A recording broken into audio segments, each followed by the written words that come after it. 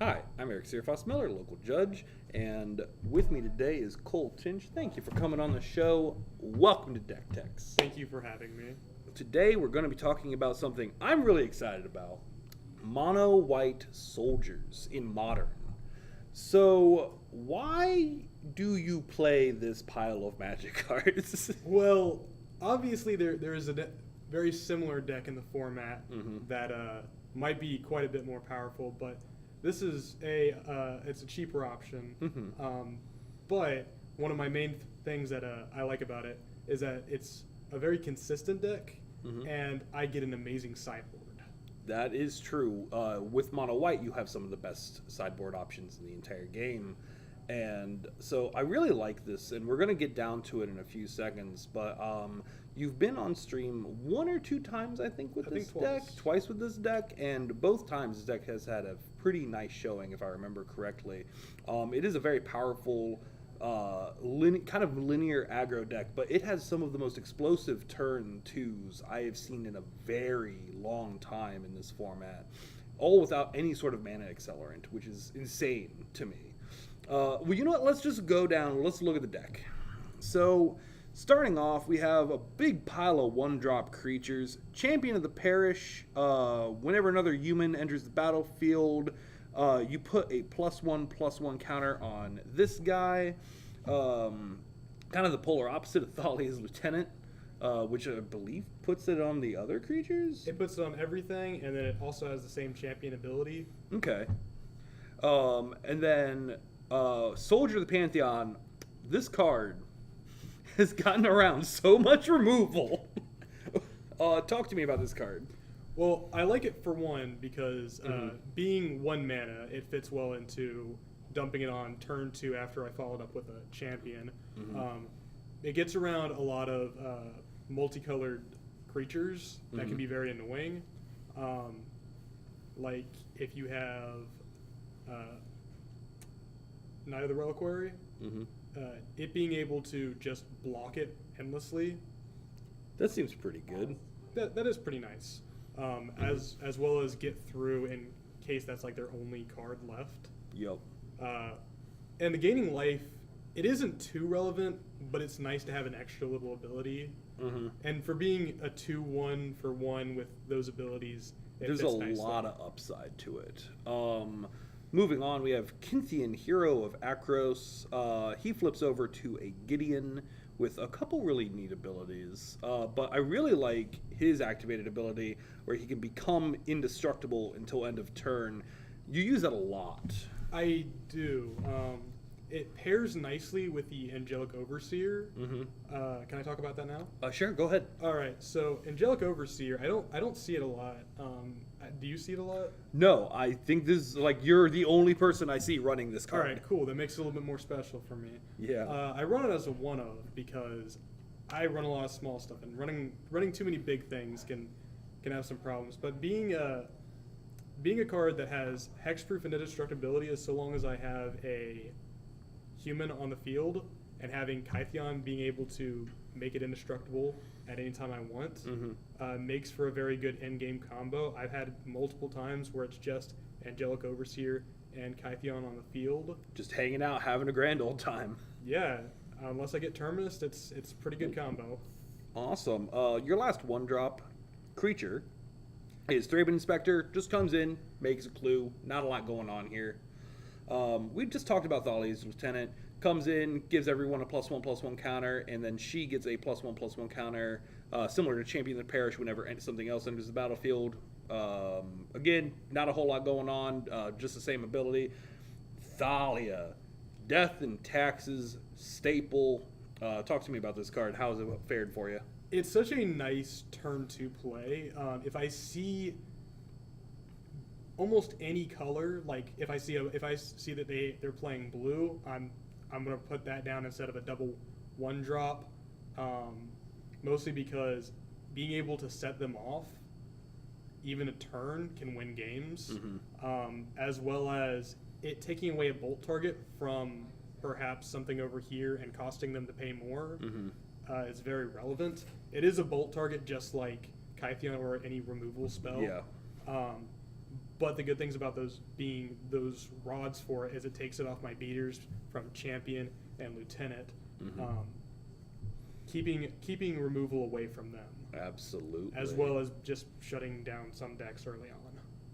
Absolutely. Moving forward, we have Militia Bugler. Now, I actually like Militia Bugler in your deck as opposed to Humans, the normal deck, because, God, you just have so much more interesting stuff happening up here. So that just grabs a creature from the top 4 cards of your library, I believe. That is correct. And I feel like that hits, what, like almost every time? That hits everything besides Hereticathar and Angelic Overseer. Anything power 2 or less. Yeah. The biggest thing that it can hit for me is either Lieutenant or a Field Marshal. And Field Marshal's my big card that can get a lot of people. It gives them first strike. Yeah, first strike's nice. I feel like it's one of the most underrated abilities. I feel like I'm just reading this for the first time. I'm pretty sure I've died to this fact. Once or twice. God, that's so good. Your Lord is amazing. Yeah, infuriating, but amazing. It's amazing. The only downside to it is it says other soldiers. That is true. That is a downside, but the only other deck that plays a lot of soldiers is a deck that I'm not going to win against anyways, and that's just 5-color humans. Oh, that deals with the other. It gives your opponent's creatures that too. I didn't even see that. But then again, there's not a lot of soldiers in the format besides 5-color humans. That is very fair. Looking over here, the other Thalia. Which do you like better? Which is performed better for you? I'm asking you to basically choose between your 2 children. I'd have to say probably Hereticathar wins me more games when it comes down. Mm-hmm. Being able to, because all the abilities on here are so relevant. Being first strike, and then creatures and non-basic lands enter tapped. That prevents them from playing blockers. Yes. Having things like any token generation are immediately coming down to block, or just trying to spam troops down to stop me. And it also sets a lot of decks back. Just, again, even the smallest amount of step back can make a large difference with this deck. Absolutely. Since it is trying to rush in. All right. So after that, we've already talked about Angelic Overseer, Path to Exile, standard boilerplate white removal, Brave the Elements. And I haven't seen that in a hot minute. I love it so much because it has 2 ways that I can use it. I can either use it as to protect my creatures, and it's just choose a color, white creatures you control gain protection from a chosen color for 1. So if I have something big that needs defended, I can use that to save it. Or what I prefer to use it for is if there's only multicolor creatures on the enemy side, or if there's just enough that I can swing in if they can't get enough blockers, I can swing in with a large army that's big enough to take them down without them being able to touch them.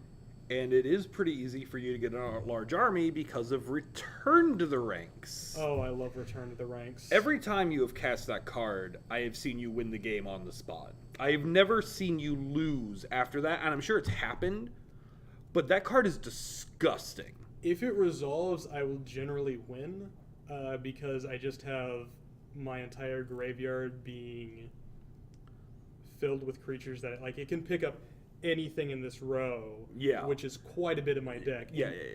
So for those who can't read it, Return of the Ranks, it has Convoke, which is dumb, and then it returns X target creature cards with converted mana cost 2 or less from your graveyard to the battlefield, and that is this entire row just barfs back onto the battlefield, and that triggers your lieutenants. The good thing about that is I can kind of play into it a little bit beforehand by kind of getting these into the graveyard. Yeah. By putting those in there earlier and keeping maybe a champion on the field, because most likely they're going to block it, or if I block with this and I can at least trade, give it a little bit more advantage, then play Return to the Ranks, and then all these just get disgusting. So why only 2 though for a card that's this powerful in your deck? Because if I get any more of them, I'm just running at points where I don't need it. I've got to be fast, and it is a late game card, but it's not a card that I can really play in the early game, and I need enough cards in the early game that I can pressure the opponent as much as possible. Absolutely. The last card in your main deck, Elsbeth Knight Errant. Why? I like the idea that I can get +3/+3 in flying. That makes sense. It being also generating soldier tokens is very relevant with Field Marshal, because it immediately comes down as a 2/2 soldier with first strike. That makes sense. As well as if I do get the emblem, not that I ever have, but if I were to get the emblem, my permanents get indestructibility. And that's pretty good. Yeah. So, looking over your mana base, I have no idea what this card does. That is the best part about it. Because it's so overlooked. It's a legend. It's what is it? A Janjo Castle? Ijango? Ijanjo. Sure. Yeah. It's a legendary land. Adds white to your mana pool. Tap. What does this do? I can pay 1 white mana and tap it to prevent the next 2 damage to a legendary creature I control. Yeah. That's so really good. Hereticathor, Oh, wow. and Guardian of Thraben. That's different. And yeah, having being able to prevent things like gut shot is very relevant. Oof. As well as, at least on the Hereticathor, preventing bolts. And it's a cheaper alternative to Pantheon if I don't need to use its indestructibility. That's pretty good. As well as, it's only a 2/of because it is legendary, but also doesn't come in tapped like a lot of other. And it doesn't pay life either. Yeah. There's barely any downside to it. Yeah, the only downside would be that they can use their Field of Ruins. The good news is that they will generally ignore the card because it doesn't do enough that they really focus on it. Yeah. So I can get people when they don't pay too much attention to that. And worst case scenario, if Field of Ruins and you grab a Plains. Yeah. There's so you really don't no even downside. care. Yeah. Let's move over to the sideboard. We have your extra Thalia right there. Nothing exciting. Fiend Slayer Paladin. What does Fiend Slayer Paladin do? Burn. It destroys burn. Being a 2/2 with lifelink and first strike, if I can get that down, every time I've gotten that down, I will win against burn. It doesn't matter if I'm on 15 life, 10, or 1. Being a 2/2 with first strike is relevant in the creature category. Yep. Because if they are swinging in, I'm going to gain 2 life off killing one of their creatures. Is it a soldier as well? It is unfortunately not a soldier. That's sad. It is very sad. I actually was checking Mirren Crusader. I'm like, is that a soldier? God, this is so good. If it was, I would be so much happier. But unfortunately, they are knights, but they still get the counters from lieutenant, which is true. That is true. Which is very good in itself. Mirren Crusader, very, very strong magic card, I feel. It is very nice to be able to walk past all their creatures and deal 4, just being like or just destroying any giant creature that they have. Absolutely.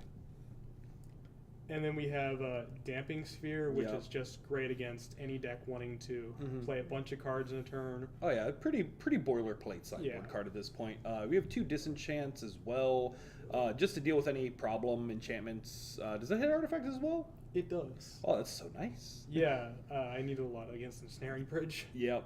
Then, again, some of the most powerful sideboard technology in Modern. Rest in peace and Stony Silence. And this is one of the best reasons to run white in any deck, really.